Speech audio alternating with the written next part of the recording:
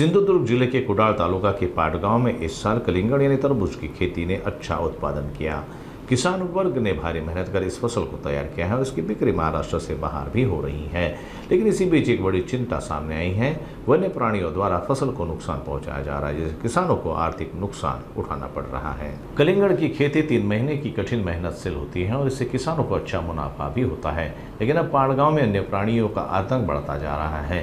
खेतों में घुसकर ये जानवर तरबूज की फसल को बर्बाद कर रहे हैं। इससे किसानों को भारी नुकसान हो रहा है। ग्रामीणों की मांग है कि प्रशासन इस मुद्दे पर जल्द कार्रवाई करे ताकि मेहनत से तैयार की गई फसल को सुरक्षित रखा जा सके। आता सध्या कलिंगडचा व्यवसाय म्हणजे सध्या कलिंगड चांगलं आहे आणि आमच्या कृषी पंचवार्षिक पाट गावातून हे कलिंगड नाही म्हटलास तरी सिंधुदुर्ग, कोल्हापूर, बेळगाव या साईडला म्हणजे बाहेर पाठवला जातो माल, पण त्याला तसं प्रोत्साहन भेटत नाही आणि जेवढा खर्च होतो तेवढा काही त्याला भागत नाही, पण एक धंदा म्हणून करावा लागतोय।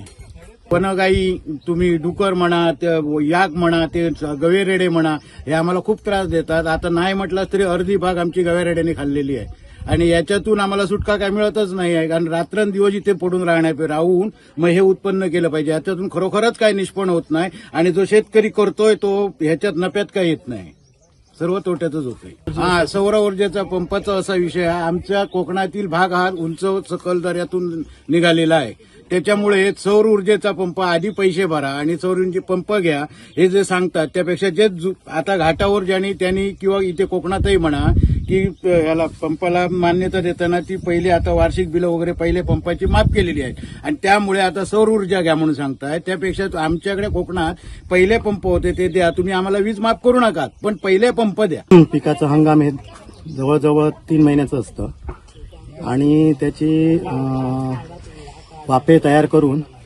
ते काही अंतरावरती बी घालावं लागतं आणि त्यातून त्यांना त्या ठिबकच्या पाण्याप्रमाणे ती पाईपलाईन करून पाणी सोडावं लागतं।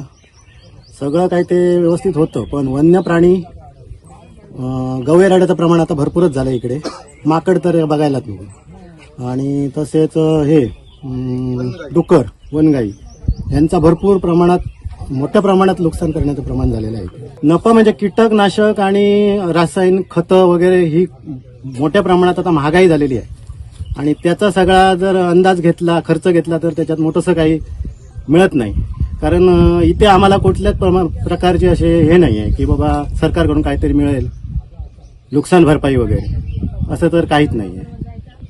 त्याच्यामुळे आता वाढले की जागच्या जागी फळ ढगायला जातंय, त्याच्यात खूप नुकसान होतंय।